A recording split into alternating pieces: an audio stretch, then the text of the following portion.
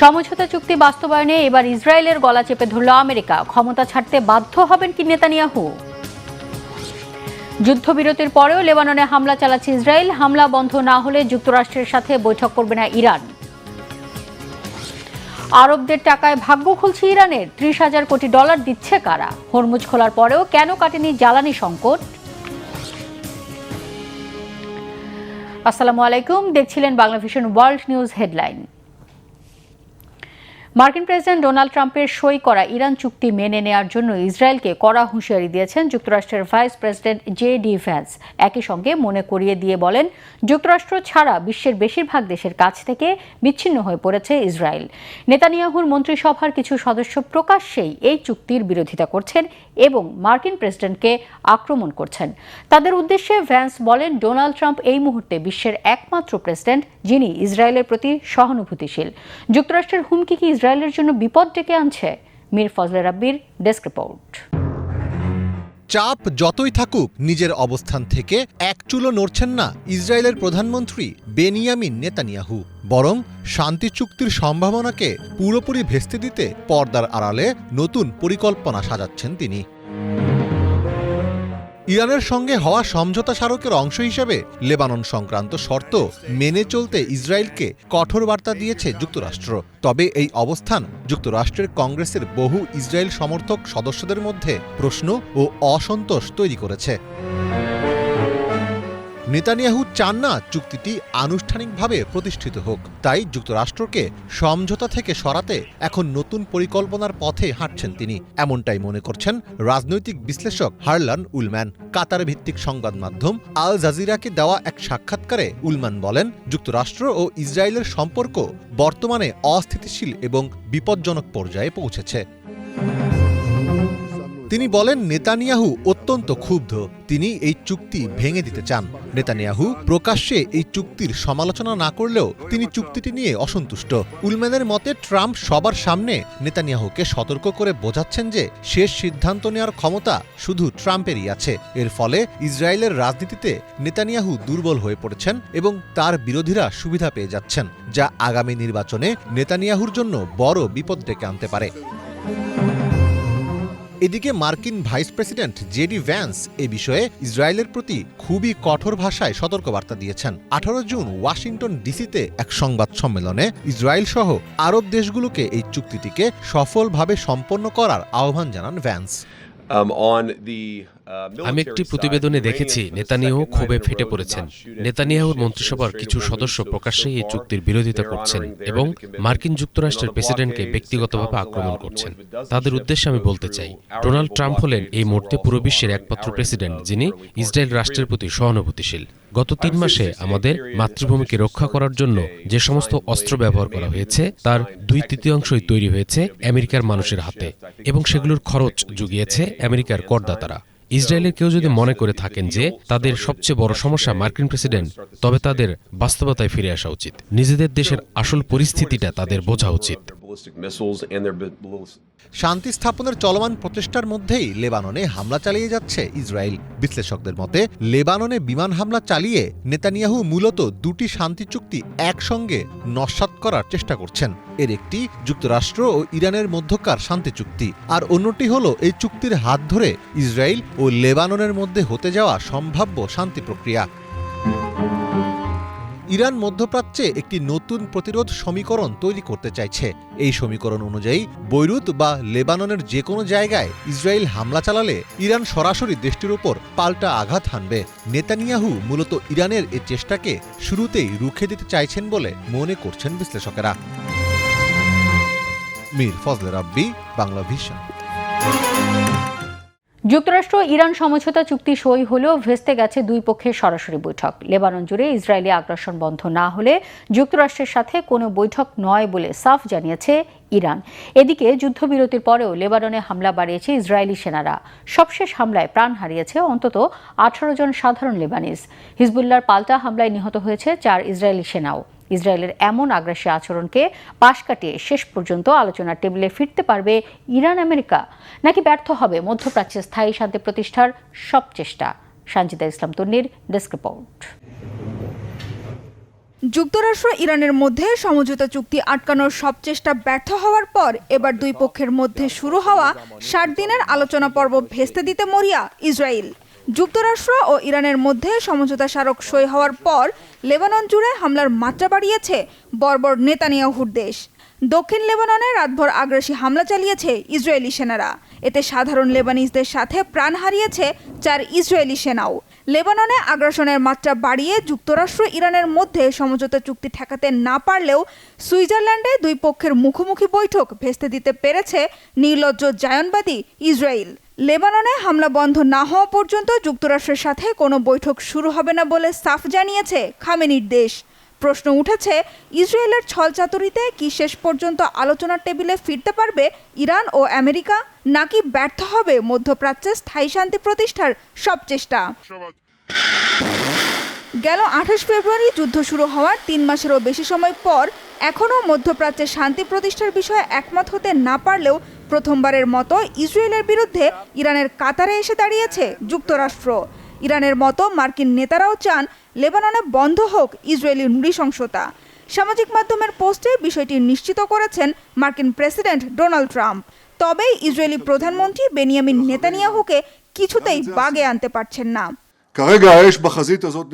তবে মধ্যপ্রাচ্যে শান্তি প্রতিষ্ঠার চেষ্টা নস্যাৎ করতে ইসরায়েলের আপ্রাণ চেষ্টা ভেস্তে দিয়ে যে সমঝোতা স্মারক সই করেছে ইরান ও আমেরিকা, তার সুফল দেখতে শুরু করেছে বিশ্ববাসী। হরমুজ প্রণালী দিয়ে শুরু হয়েছে আন্তর্জাতিক বাণিজ্যিক জাহাজ চলাচল। ইরানের বন্দরগুলোর ওপর থেকে অবৈধ নৌ অবরোধও তুলে নিয়েছে যুক্তরাষ্ট্র। ইরানের বন্দরগুলোতে ধীরে ধীরে স্বাভাবিক হচ্ছে জাহাজ চলাচল। সদ্য সই হওয়া সমঝোতা স্মারকে থাকা সব বিষয়ে একমত না হলেও ভবিষ্যতে তেহরান ও ওয়াশিংটনের মধ্যে সরাসরি আলোচনার সম্ভাবনা থেকেই চুক্তিতে অনুমোদন দিয়েছে বলে জানিয়েছেন ইরানের সর্বোচ্চ নেতা মোস্তফা খামেনি। সমঝোতায় পৌঁছাতে দুই পক্ষের কর্মকর্তাদের আন্তরিকতার প্রশংসাও করেন খামেনি। তবে মূল শান্তি আলোচনায় আমেরিকা অতিরিক্ত দাবি তুললে বা বাড়াবাড়ি করলে গ্রহণ করা হবে না বলেও হুঁশিয়ার করেছেন। এদিকে সমঝোতা স্মারককে ইরানের নিঃশর্ত আত্মসমর্পণ বলে দাবি করেছেন মার্কিন প্রেসিডেন্ট ডোনাল্ড ট্রাম্প। বলেন, যুক্তরাষ্ট্রের কাছে সামরিকভাবে পুরোপুরি পরাজিত হয়েছে তেহরান। অবশ্য এতে নিজ দেশেই সমালোচনার মুখে পড়েছেন তিনি। ইরান পুনর্গঠনে $300 বিলিয়ন দেওয়ার শর্ত নিয়ে ট্রাম্পের সমালোচনায় মুখর মার্কিন কংগ্রেস সদস্যরা। Sanjida Islam Tonni, Bangla vision, news desk. America এবং ইসরায়েলের সাথে ইরানের যুদ্ধ শেষ হতে না হতেই ওয়াশিংটনের রাজনীতিতে তুমুল উত্তেজনা। আর এই উত্তেজনার কেন্দ্রে রয়েছে বিশাল অঙ্কের টাকার হিসাব। যুদ্ধবিরতির শর্ত হিসেবে ইরানকে $3,000 কোটি দেওয়ার কথা বলা হলেও প্রেসিডেন্ট ট্রাম্প জানিয়েছেন আমেরিকা $1 দেবে না। তাহলে এই বিপুল অর্থ আসবে কোথা থেকে? হাফিজুল ইসলামের ডেস্ক রিপোর্টে বিস্তারিত। ইরানকে $1 দেবে না আমেরিকা। যুদ্ধবিরতির শর্ত হিসেবে তেহরানকে যে $30,000 কোটি দেওয়ার কথা, সেই বিপুল অর্থ তাহলে কোত্থেকে আসবে, এটা নিয়ে শুরু হয়েছে তুমুল জল্পনা কল্পনা। আমেরিকা এবং ইসরায়েলের বিরুদ্ধে ইরানের যুদ্ধ শেষ হতে না হতেই এত বিশাল অঙ্কের টাকার হিসাব নিয়ে ওয়াশিংটনের রাজনীতি এখন উত্তপ্ত। মার্কিন প্রেসিডেন্ট ডোনাল্ড ট্রাম্প এবং ইরানের প্রেসিডেন্ট মাসুদ পেজেশকিয়ানের সই করা সমঝোতা চুক্তি অনুযায়ী যুদ্ধবিধ্বস্ত ইরান পুনর্গঠনে তৈরি করা হবে $300 বিলিয়ন তহবিল। সেক্ষেত্রে এখন বড় প্রশ্ন হলো, এত বিশাল ফান্ড তাহলে আসবে কোথা থেকে? আমেরিকার সাধারণ মানুষ যখন তীব্র অর্থনৈতিক সংকটে ভুগছে, তখন ইরানকে এত বড় সুবিধা দেওয়া কোনোভাবেই মেনে নেওয়া যায় না, এমনটাই বলছেন ট্রাম্প বিরোধী একটি বড় পক্ষ। তীব্র সমালোচনার মুখে প্রেসিডেন্ট ডোনাল্ড ট্রাম্প এবং তার সহকারী জেডি ভ্যান্স দাবি করেছেন, মার্কিন করদাতাদের 1 সেন্টও ইরানের তহবিলে যাবে না। এই বিশাল টাকার যোগান আসবে মূলত মধ্যপ্রাচ্যের ধনী আরব দেশগুলো এবং অন্যান্য বিদেশি বিনিয়োগকারীদের পকেট থেকে। ইরানের অর্থনীতিতে বিনিয়োগ করার মধ্য দিয়ে বৈশ্বিক শান্তি বজায় রাখাই হবে অর্থলগ্নিকারীদের মূল স্বার্থ। ইরানকে $300 বিলিয়ন তহবিল গঠনে সহায়তার বিষয়ে প্রেসিডেন্ট ট্রাম্পের প্রতিশ্রুতি চমকে দিয়েছিল আন্তর্জাতিক মহলকে। তবে এই অর্থ কোত্থেকে আসবে সেটা নিয়ে খোদ যুক্তরাষ্ট্রেই দেখা গেছে নানা রকম প্রতিক্রিয়া। ডেমোক্র্যাট নেতারা অভিযোগ করেছেন, এত বিপুল পরিমাণ টাকা দিয়ে দেশের অভ্যন্তরীণ আবাসন ও স্বাস্থ্য খাতের বড় বড় সমস্যা দূর করা যেত। এমনকি ট্রাম্পের নিজ দলের কিছু কট্টরপন্থী নেতাও মনে করছেন এই বিষয়টি ইরানকে অনেক বড় ছাড় দেওয়ার শামিল। সম্প্রতি ট্রাম্প পেজেশকিয়ান স্বাক্ষরিত চুক্তির মাধ্যমে ইরানের তেলের উপর থেকে নিষেধাজ্ঞা তুলে নেওয়া হয়েছে। তবে এই $300 বিলিয়ন তহবিল কিভাবে কাজ করবে সেটা ঠিক করতে আরও 60 দিন আলোচনা চলবে। অবশ্য ট্রাম্প প্রশাসন স্পষ্ট জানিয়েছে, ইরান যদি নিজেদের আচরণ পুরোপুরি না বদলায় এবং চুক্তির শর্ত না মানে তাহলে এই সুবিধার কিছুই পাবে না তেহরান। বিশ্লেষকেরা বলছেন, ইরানের পাওনা এই বিশাল অঙ্কের টাকা মার্কিন অভ্যন্তরীণ রাজনীতিতে তৈরি করবে চরম নাটকীয়তার ঝড়। হাফিজুল ইসলাম, বাংলাভিশন। মধ্যপ্রাচ্যে যুদ্ধবিরতি এবং ইরান আমেরিকা চুক্তির পর হরমুজ প্রণালী খুলে দেওয়া হলেও কাটেনি বিশ্ব জ্বালানি বাজারের আসল সংকট। গত 4 মাসে বাজার থেকে গায়েব হয়ে গেছে প্রায় 115 কোটি ব্যারেল তেল। পরিস্থিতি এতটাই বেগতিক যে আমেরিকার জরুরি তেলের রিজার্ভ এখন 43 বছরের মধ্যে সর্বনিম্ন। তেল সরবরাহ স্বাভাবিক করতে আরও কয়েক মাস লাগবে, যার ধাক্কা লাগতে পারে আগামী গ্রীষ্মেই। বিশ্ব কি তবে এক নজিরবিহীন জ্বালানি সংকটের দিকে এগোচ্ছে? হাফিজুল ইসলামের আরও একটি ডেস্ক রিপোর্ট। গত 4 মাসে বিশ্ববাজার থেকে পুরোপুরি গায়েব হয়ে গেছে 115 কোটি ব্যারেল তেল। ইরান ও আমেরিকার মধ্যে চুক্তির পর যুদ্ধ থামলেও আসল সংকট কেবল শুরু হলো। বিশ্বের জ্বালানি বাজারের লাইফলাইন এখনো প্রায় অচল হয়ে আছে। পরিস্থিতি কতটা ভয়াবহ সেটা বোঝা যায় জরুরি তেলের মজুদের দিকে তাকালে। আমেরিকার মতো শক্তিশালী দেশের তেলের রিজার্ভ এখন 43 বছরের মধ্যে সর্বনিম্ন অবস্থানে এসে ঠেকেছে। চলমান সংকট সামাল দিতে না পারলে আগামী 4 সপ্তাহের মধ্যে পুরোপুরি খালি হয়ে যেতে পারে বিশ্বব্যাপী তেল জমা রাখার উল্লেখযোগ্য সংখ্যক ট্যাঙ্ক। হরমুজ প্রণালীর নৌপথ আবার খুলে দেওয়া হলেও রাতারাতি তেল পাওয়া সম্ভব নয়। সমুদ্রের গভীরে বিছানো সি মাইন পরিষ্কার করা, খালি জাহাজ পাঠানো এবং সংশ্লিষ্ট দেশগুলোর নতুন করে তেল উৎপাদন শুরু করতে কয়েক মাস সময় লাগবে। এতদিন পর্যন্ত আমদানি নির্ভর রাষ্ট্রগুলোকে টিকে থাকতে হবে সামান্য পরিমাণ তেল ব্যবহার করে।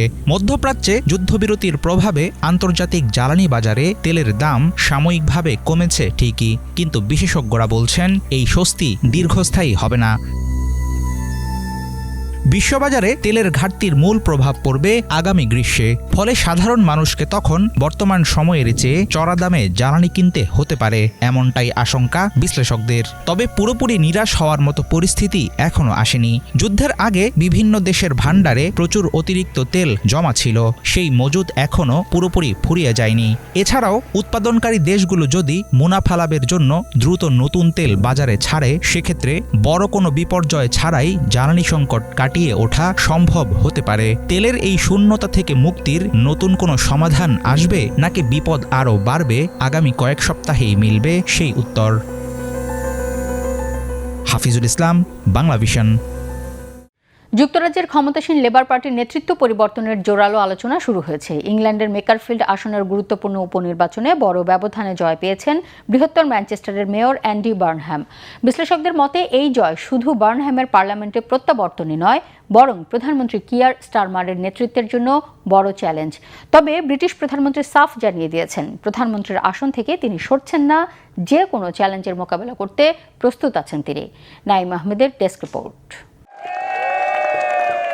যুক্তরাজ্যের রাজনীতিতে কিয়ার স্টারমারকে চ্যালেঞ্জ ছুড়ে দিতেই যেন নতুন করে আলোচনার কেন্দ্রে ম্যানচেস্টারের মেয়র অ্যান্ডি বার্নহাম। উত্তর পশ্চিম ইংল্যান্ডের ম্যাকারফিল্ড আসনের উপনির্বাচনে বড় ব্যবধানে জয়ী হয়ে তিনি শুধু পার্লামেন্টেই ফেরেননি, ক্ষমতাসীন লেবার পার্টির নেতৃত্ব নিয়েও নতুন বিতর্কের জন্ম দিয়েছেন। ব্রিটিশ রাজনীতি ও নিজ দলের লেবার পার্টির মধ্যেই বর্তমান প্রধানমন্ত্রী কিয়ার স্টারমারকে নিয়ে দেখা দিয়েছে আস্থাহীনতা। স্থানীয় নির্বাচনে তার নেতৃত্বে বড় পরাজয়ে তোপের মুখে পড়েন তিনি। প্রধানমন্ত্রীর উপর আস্থাহীনতায় পদত্যাগ করেছেন বেশ কয়েকজন মন্ত্রীও। কিং অব দ্য নর্থ নামে পরিচিত বার্নহাম উপনির্বাচনে পেয়েছেন প্রায় 55% ভোট। অন্যদিকে নাইজেল ফারাজের রিফর্ম ইউকে পার্টির প্রার্থী পেয়েছেন মাত্র 35% ভোট। রাজনৈতিক বিশ্লেষকরা বলছেন 1963 সালের পর কোনো একক সংসদীয় আসনের নির্বাচন এত বড় জাতীয় রাজনৈতিক গুরুত্ব বহন করছে। প্রধানমন্ত্রী কিয়ার স্টারমারের নেতৃত্বকে চ্যালেঞ্জ করতে হলে বার্নহামকে অবশ্যই পার্লামেন্টের সদস্য হওয়ার প্রয়োজন ছিল, যা এই নির্বাচনে জয়ের মাধ্যমে নিশ্চিত করেছেন তিনি। নির্বাচনের শুরুতেই প্রধানমন্ত্রী প্রার্থীর মতো করেই প্রচারণা করেছেন মেয়র অ্যান্ডি বার্নহাম। সংসদীয় উপনির্বাচনে নিজের জয়কে ব্রিটিশ রাজনীতিতে পরিবর্তনের নতুন মোড় বলে বিবেচনা এনে তার। this part of the world, people here. গত কয়েক মাস ব্রিটেনের জনগণ পরিবর্তন চাইছে। তারা চায় জীবনযাত্রার মান বাড়ুক, উপার্জন বাড়ুক, যাতে সাধারণ জনগণ স্বস্তির নিঃশ্বাস ফেলতে পারে। আমি এই পরিস্থিতি বদলাতে চাই। আমি মনে করি পরিবর্তনের জন্য এটাই আমাদের শেষ সুযোগ। আমরা এই সুযোগটা গ্রহণ করব এবং ব্রিটেনের জন্য একটি নতুন পথ তৈরি করব। বার্নহামের জয়টি এমন এক সময় এলো যখন প্রধানমন্ত্রী কিয়ার স্টারমারের রাজনৈতিক জীবনে চলছে চরম কঠিন সময়। জাতীয় নির্বাচনে বড় জয় পাওয়ার মাত্র 2 বছরের মাথায় তার জনপ্রিয়তা নেমেছে তলানিতে। একের পর এক নীতিগত পরিবর্তন, সিদ্ধান্তহীনতা এবং দলের অভ্যন্তরীণ বিভক্তি তার নেতৃত্বকে ফেলেছে প্রশ্নের মুখে। গত মাসের স্থানীয় নির্বাচনে লেবার পার্টির বড় পরাজয়ের পর থেকেই স্টারমারের পদত্যাগের দাবি জোরালো হতে থাকে। দলের প্রায় 1/4 এমপি তার নেতৃত্বে আস্থা হারিয়েছেন। এমনকি প্রতিরক্ষা ও স্বাস্থ্যমন্ত্রীর মতো গুরুত্বপূর্ণ মন্ত্রীরাও এরই মধ্যে পদত্যাগ করেছেন। দলের ভেতরে বাইরে চাপ থাকা সত্ত্বেও নিজের অবস্থান থেকে সরে আসতে নারাজ ব্রিটিশ প্রধানমন্ত্রী। উপনির্বাচনে বার্নহামের জয়ে অভিনন্দন জানিয়েছেন তিনি, তবে সাফ জানিয়েছেন নেতৃত্ব ধরে রাখতে যে কোনো প্রতিযোগিতা বা চ্যালেঞ্জ মোকাবেলার প্রস্তুতির কথা। অ্যান্ডির জয় দলের জন্য খুবই গুরুত্বপূর্ণ ব্যাপার। তিনি আমাদের দলের জন্য সম্পদ। তবে দলের নেতৃত্বের জন্য যদি কোনো প্রতিদ্বন্দ্বিতা বা নির্বাচন হয়, আমি সেই চ্যালেঞ্জ নিতে প্রস্তুত আছি। আমি বারবার বলেছি, নেতৃত্বের এই দায়িত্ব থেকে আমি কখনো সরে আসব না। উপনির্বাচনে বার্নহামের জয় দলের ভেতর ব্যাকফুটে ফেলে দিয়েছে ব্রিটিশ প্রধানমন্ত্রী স্টারমারকে। জনমত জরিপগুলোর মতে বার্নহামকে লেবার পার্টির সবচেয়ে জনপ্রিয় রাজনীতিবিদ হিসেবে দেখা হচ্ছে। দলীয় সদস্যদের ভোটে সম্ভাব্য নেতৃত্ব নির্বাচনে তিনি শক্তিশালী প্রার্থী হিসেবে বিবেচিত হচ্ছেন। Naim Ahmed, Bangla vision news desk. পশ্চিম আফ্রিকার দেশ নাইজারের সবচেয়ে বড় আন্তর্জাতিক বিমানবন্দর দিউরি হামানিতে হামলা চালিয়েছে আল কায়েদা সমর্থিত সশস্ত্র সংগঠন। এই হামলায় মারা গেছে অন্তত 35 জন। বৃহস্পতিবার ভোরবেলায় ফজরের নামাজ শেষ হওয়ার পরপরই বিমানবন্দর ও তার আশপাশে হামলা চালায় বন্দুকধারীরা। এ সময় নাইজারের সেনা সদস্যদের সাথে চলে ব্যাপক গোলাগুলি। নাইজারের প্রতিরক্ষা মন্ত্রণালয় জানিয়েছেন, বৃহস্পতিবার সেনাবাহিনীর প্রতিরোধে মারা গেছে 22 সন্ত্রাসী। এছাড়াও 11 সেনা সদস্য সহ 2 জন বেসামরিক নাগরিক মারা গেছে এই সংঘর্ষে। নাইজার প্রশাসন জানিয়েছে, হামলার পর পুরো বিমানবন্দর এলাকার পরিস্থিতি নিজেদের নিয়ন্ত্রণে আনতে সক্ষম হয়েছে দেশের আইনশৃঙ্খলা বাহিনী এবং হামলার পর পালিয়ে যাওয়া বাকি হামলাকারীদের খুঁজতে আশপাশের এলাকাগুলোতে নিরাপত্তা বাহিনীর একটি বিশেষ চিরুনি অভিযান চলছে। এই আত্মঘাতী হামলার দায় স্বীকার করেছে সশস্ত্র সন্ত্রাসী গোষ্ঠী জামায়াত নুসরাত আল ইসলাম ওয়াল মুসলিমিন বা JNIM। এই সংগঠনটি আল কায়েদার সাথে সরাসরি সম্পৃক্ত। গণতান্ত্রিক রূপান্তর নিয়ে সংলাপের রূপরেখা তৈরির বিষয়ে যুক্তরাষ্ট্রের মধ্যস্থতায় আলোচনা করেছে ভেনেজুয়েলার অন্তর্বর্তী সরকার ও বিরোধী দলের নেতারা। আলোচনাকে ফলপ্রসূ বলেছে মার্কিন পররাষ্ট্র দপ্তর। সাবেক বিরোধী দলীয় আইন প্রণেতা দিনো ফিগুয়েরা 8 বছর নির্বাসিত জীবন কাটানোর পর বৃহস্পতিবার ভেনেজুয়েলায় ফিরে মধ্যস্থতা বৈঠকে যোগ দেন। রাজধানী কারাকাসে জাতীয় পরিষদের প্রধান হোর্হে রদ্রিগেজের সঙ্গে বৈঠক হয় তার। বৈঠকে তিনি 2015 থেকে 2020 সাল পর্যন্ত দায়িত্ব পালন করা বিরোধী দলীয় আইন প্রণেতা প্রতিনিধি হিসেবে অংশ নেন। মার্কিন পররাষ্ট্র দপ্তরের মুখপাত্র টমি পিক্ট বলেছেন, ভেনেজুয়েলায় অবাধ ও উন্মুক্ত সমাজ গড়ে তুলতে পরিকল্পিত প্রক্রিয়া শুরুর প্রথম ধাপ এই বৈঠক। এই বছরের জানুয়ারি মাসে ভেনেজুয়েলার প্রেসিডেন্ট নিকোলাস মাদুরোকে কমান্ডো অভিযানে দেশ থেকে তুলে নিউ ইয়র্কে নিয়ে যায় মার্কিন সেনারা। তখন থেকে ভেনেজুয়েলার ভাইস প্রেসিডেন্ট দেলসি রদ্রিগেজের নেতৃত্বে অন্তর্বর্তী সরকার দায়িত্ব পালন করছে। এদিকে অর্থনৈতিক সংস্কারে নজিরবিহীন পথে হাঁটা শুরু করেছে যুক্তরাষ্ট্রের আগ্রাসনের হুমকিতে থাকা কিউবা। বিদেশি বিনিয়োগের সুযোগ রেখে ক্ষমতাসীন কমিউনিস্ট পার্টি অনুমোদিত একগুচ্ছ মুক্ত বাজার নীতি অনুমোদন করেছে দেশটির ন্যাশনাল অ্যাসেম্বলি। অর্থনৈতিক সংস্কার করলে হাভানার ওপর ওয়াশিংটনের চাপ কমার আভাস দিয়ে রেখেছেন মার্কিন পররাষ্ট্রমন্ত্রী মার্কো রুবিও। এই ছিল আজকের মতো, সাথে থাকায় ধন্যবাদ।